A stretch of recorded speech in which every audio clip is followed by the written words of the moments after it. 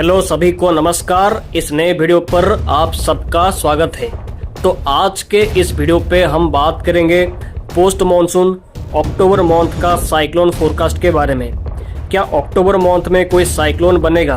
अगर बनेगा तो कौन से एरिया में खतरा है और कब तक साइक्लोन का फॉर्मेशन कर सकता है और कंडीशंस और मॉडल का सिग्नल क्या है, ये सभी चीज़ के बारे में इस वीडियो में जानकारी आपको मिलेगा। तो वीडियो में काफ़ी मेहनत और रिसर्च किया गया है, इसीलिए चैनल को सब्सक्राइब करके वीडियो को लाइक और शेयर भी जरूर करें। तो दोस्तों, अक्टूबर मंथ जिसको पोस्ट मानसून का पहला मंथ बोला जाता है, यह अक्टूबर मंथ में भारत ने बड़े बड़े खतरनाक साइक्लोन्स को झेला है। अक्टूबर आते ही हमेशा साइक्लोन को लेकर डर और आशंका बना रहता है। तो इस 2024 के अक्टूबर में क्या कोई साइक्लोन बनेगा? चलिए विस्तार से चर्चा करते हैं। तो साइक्लोन का फॉर्मेशन के लिए कई फैक्टर्स का सपोर्ट होना बहुत ज़रूरी है, जिसमें से मेडन जूलियन ओसिलेशन, लो विंड शेयर और वार्म एसएसटी, यानी ये सब फैक्टर्स का सपोर्ट साइक्लोन का फॉर्मेशन के लिए बहुत ज़रूरी है। क्या ये सब फैक्टर्स इस बार सपोर्ट में हैं? सबसे पहले एमजेओ मेडन जूलियन ओसिलेशन के बारे में नज़र डालेंगे। तो आप इस मॉडल को देखिए। यह मॉडल एमजेओ का संभावना को लेकर कुछ संकेत दे रहा है। यह एक्सेस जी का फोरकास्ट है। इस मॉडल के हिसाब से अक्टूबर मंथ में बंगाल की खाड़ी और अरेबियन सी में एमजेओ सक्रिय रह सकता है। लेफ्ट वाला जो हिस्सा है ये अरेबियन सी का भाग है, जो कि फेज 2 को इंडिकेट करता है, और राइट वाला बे ऑफ बंगाल है, जो कि फेज 3 को इंडिकेट करता है।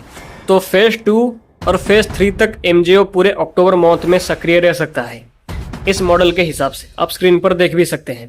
तो एमजेओ क्या है, इस पर चर्चा करेंगे। तो एमजेओ सिंपली भाषा में मैं आपको समझाने की कोशिश करूं तो इसको हम एक विशाल बादल समझ सकते हैं। ये बादल जहां जहां से गुजर के जाएगा वहां पर ज़बरदस्त बारिश करा के जाएगा। इसको एक ट्रॉपिकल एटमॉस्फेरिक डिस्टर्बेंस के हिसाब से भी हम देख सकते हैं। ये एमजेओ बेसिकली क्लाउड का फॉर्मेशन में सपोर्ट करता है।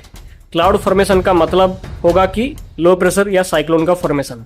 तो ये एमजेओ सक्रिय रह सकता है मॉडल के हिसाब से।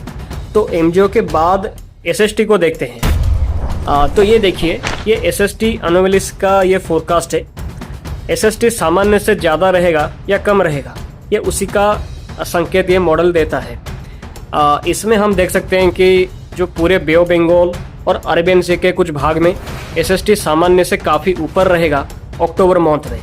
29 से लेकर 31 डिग्री तक का टेम्परेचर, एसएसटी टेम्परेचर दोनों सागर में रह सकता है। इसका मतलब यही है कि एसएसटी के मामले में कोई भी कॉम्प्रोमाइज़ होने की संभावना नहीं है, हर बार की तरह। तो एमजेओ और एसएसटी फेवरेबल फेज में रह सकते हैं अक्टूबर मंथ में, बट विंड शेयर का प्रेडिक्शन करना असंभव है। इसको लेकर कोई भी संभावना, मतलब कोई भी फोरकास्ट हम लगा नहीं सकते। ये कम और अधिक होता रहता है। तो अब चलिए सारा पैरामीटर्स को चेक करने के बाद मेरा फोरकास्ट क्या है, इस पर नज़र डालते हैं। तो ये देखिए, ये मेरा फोरकास्ट है। बहुत सारे कंडीशन और मॉडल को एनालिसिस करने के बाद ये कंक्लूजन निकाला गया है, जिसका सटीक होने की संभावना 70% से अधिक है। मेरे एनालिसिस के हिसाब से अरेबियन सी और बंगाल की खाड़ी दोनों एक साथ सक्रिय रह सकते हैं। दोनों में एक साथ ही सिस्टम का फॉर्मेशन कर सकता है, और टोटल दोनों समुद्र में 3 साइक्लोन या 3 सिस्टम का फॉर्मेशन कर सकता है अक्टूबर मंथ में।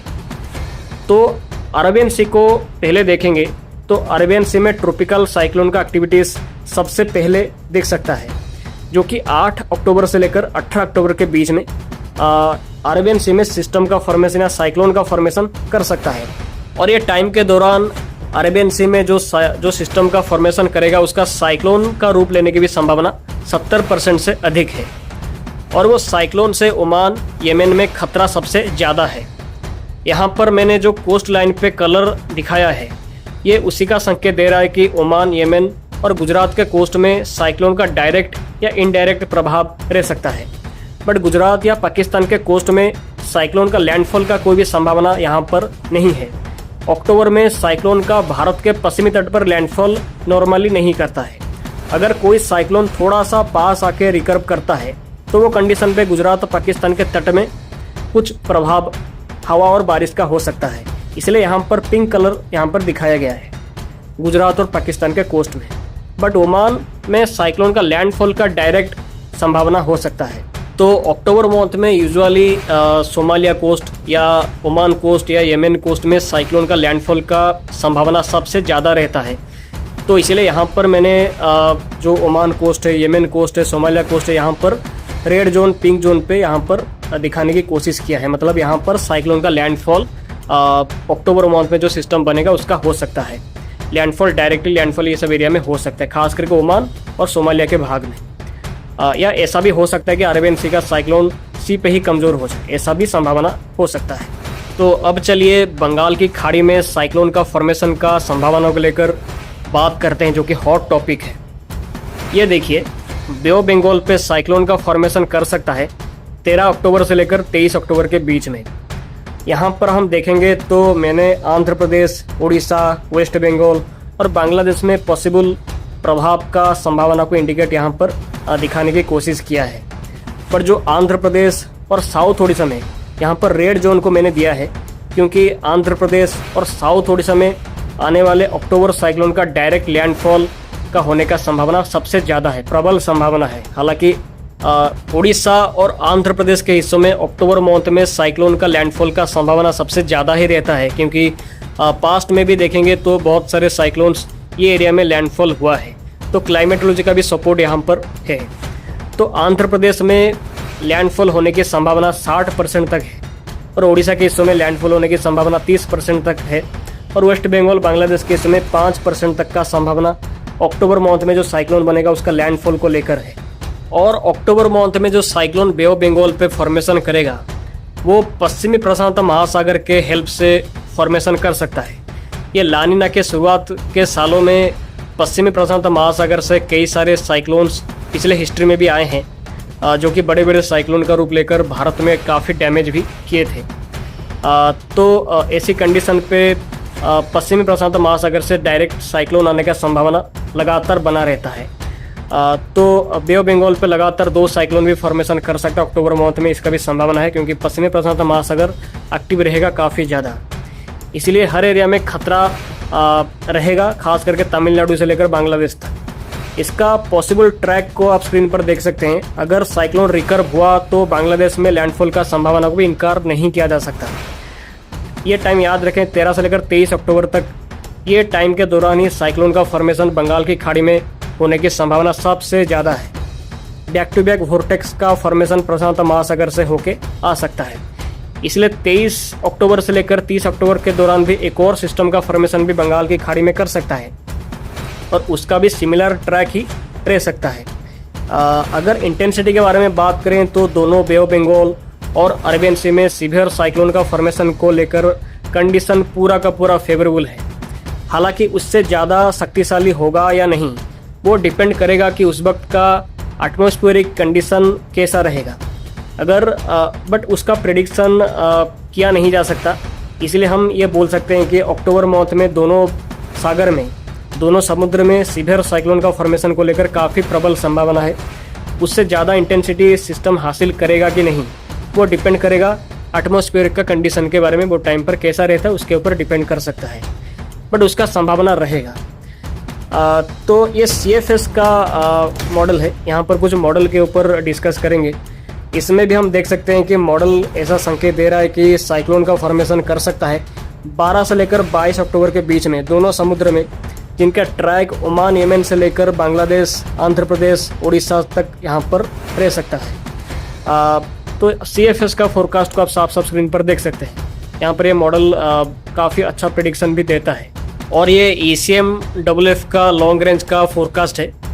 इसमें आप देख सकते हैं कि ECMWF का अलग अलग मॉडल रन को आप देखेंगे तो ये देखिए 12 से लेकर 25 अक्टूबर के बीच में ECMWF जैसा मॉडल भी लगातार बे ऑफ बंगाल और अरेबियन सी में साइक्लोन का फॉर्मेशन को लेकर संकेत यहाँ पर दे रहा है लगातार, और बे ऑफ बंगाल पे पॉसिबल साइक्लोन को शक्तिशाली बनाकर आंध्र प्रदेश, उड़ीसा, बांग्लादेश के रेंज पे भेजने की कोशिश भी कर रहा है।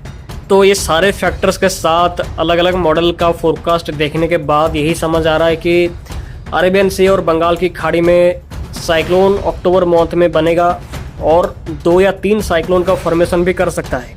और भारत का जो पूर्वी तट है और ओमान यमन का जो हिस्सा है, यहाँ पर खतरा ज़्यादा है। यहाँ पर साइक्लोन का डायरेक्ट लैंडफॉल हो सकता है और बे ऑफ बंगाल पे साइक्लोन का इंटेंसिटी थोड़ा ज़्यादा भी रह सकता है, बट कितना होगा उसके बारे में तो प्रेडिक्शन लगा नहीं सकते। बट सीवियर साइक्लोन या उससे ज़्यादा का इंटेंसिटी दोनों ही समुद्र में फॉर्मेशन कर सकता है। इसलिए जो आंध्र प्रदेश, उड़ीसा, बांग्लादेश, वेस्ट बंगाल और जो ओमान यमन, ये सब एरियाज़ के लोगों को प्रिपरेशन करने की काफ़ी ज़रूरत है। यहाँ पे सतर्कता रखने की भी काफ़ी ज़रूरत है। सो आई थिंक आपको ये वीडियो से आपके अंदर से सारे डाउट्स क्लियर हो गया होगा। यहाँ हमने पूरा डिटेल में हर एक चीज़ के बारे में डिस्कस किया है। मेरा खुद का पर्सनल फोरकास्ट के साथ मॉडल और सारे फैक्टर्स के बारे में भी यहाँ पर डिस्कस किया गया है। तो अगर आपको फिर भी कोई सवाल हो तो आप ज़रूर पूछें और चैनल को सब्सक्राइब करें, वीडियो को लाइक भी करें, शेयर भी करें, ऐसे ही लगातार और भी इन्फॉर्मेटिव वीडियोस पाने के लिए। आप सभी का दिन शुभ हो। धन्यवाद।